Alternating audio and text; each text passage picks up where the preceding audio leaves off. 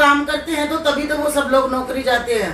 तो जैसे उनका कोई कार्यस्थल है तो ऐसे हमारा भी कार्यस्थल माना जाए।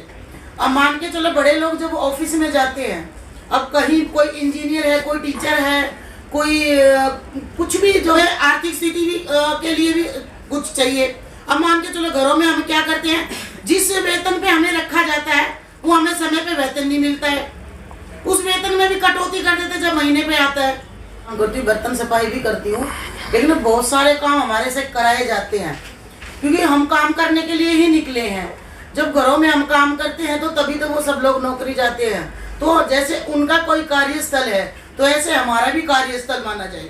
अब मान के चलो बड़े लोग जब ऑफिस में जाते हैं, अब कहीं कोई इंजीनियर है, कोई टीचर है, कोई कुछ भी जो भी उनका है, तो जब हम उनको खाना बना के देते हैं, जब उनका टिफिन पैक करके देते हैं, उनको साफ सफाई मिलती है, तभी तो वो समय से अपने ऑफिस में पहुंचते हैं। अगर हम लोग ये मेहनत ना करें, हम लोग उनका ये टाइम पे सब कुछ ना करें, तो क्या वो ऑफिस में जा पाएंगे? क्या वो अपने कार्यस्थल में कोई अपनी अच्छी तरीके से क्या वो अपना काम कर पाएंगे? बिल्कुल नहीं कर पाएंगे। क्यों नहीं कर पाएंगे? क्योंकि उनको समय पे खाना नहीं मिलेगा, समय पे उनको कपड़े धुले हुए नहीं मिलेंगे, उनके घर में साफ सफाई नहीं होगी, तो वो खुद करेंगे तो ऑफिस कब संभालेंगे?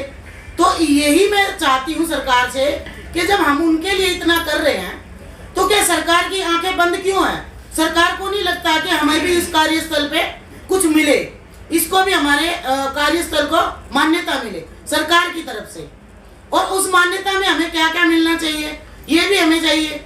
अब हमें आर्थिक स्थिति भी के लिए भी कुछ चाहिए। अब मान के चलो घरों में हम क्या करते हैं, जिस वेतन पे हमें रखा जाता है वो हमें समय पे वेतन नहीं मिलता है, उस वेतन में भी कटौती कर देते जब महीने पे आता है।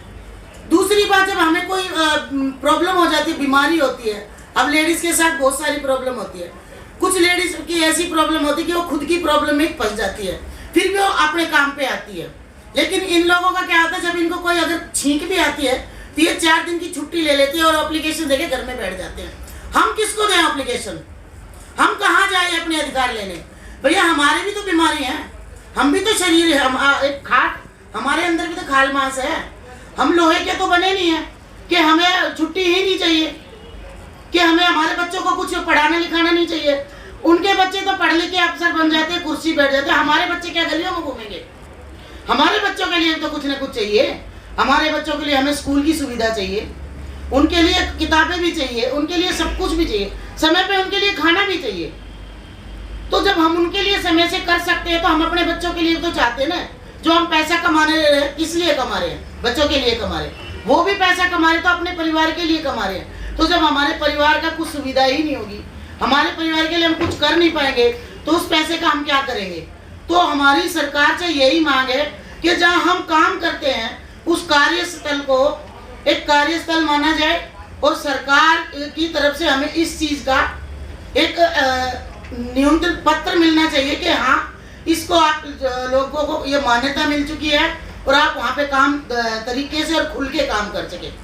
और मान जैसे कि हम घरों में काम करते हैं, हम लेडीज को कई बार कुछ ऐसी ज़रूरत पड़ जाती है, वॉशरूम जाना पड़ जाता है, कहीं कुछ भी काम होता है, तो हम लोगों पे बैन लगा दिया जाता है, नहीं तुम यहाँ नहीं कर पाओगे, बाहर जाओ।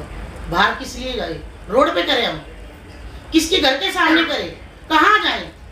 तो ये जिम्मेवारी किसकी है? जहाँ हम काम करते हैं उसकी जिम्मेवारी है, उसके स्वास्थ्य की भी जिम्मेवारी है, उसके हर चीज की जिम्मेवारी किसकी है? जहाँ हम काम करते हैं। अरे जब तुम लोग अपने ऑफिस में अपने हक के लिए लड़ सकते हैं तो हमारी भी तो ये लड़ाई है। हमारी लड़ाई सरकार से भी है और जहाँ हम काम करते हैं उनके साथ भी है हमारी लड़ाई, क्योंकि जब सरकार उनको बताएगी तभी तो वो हमें मुआवजा देंगे।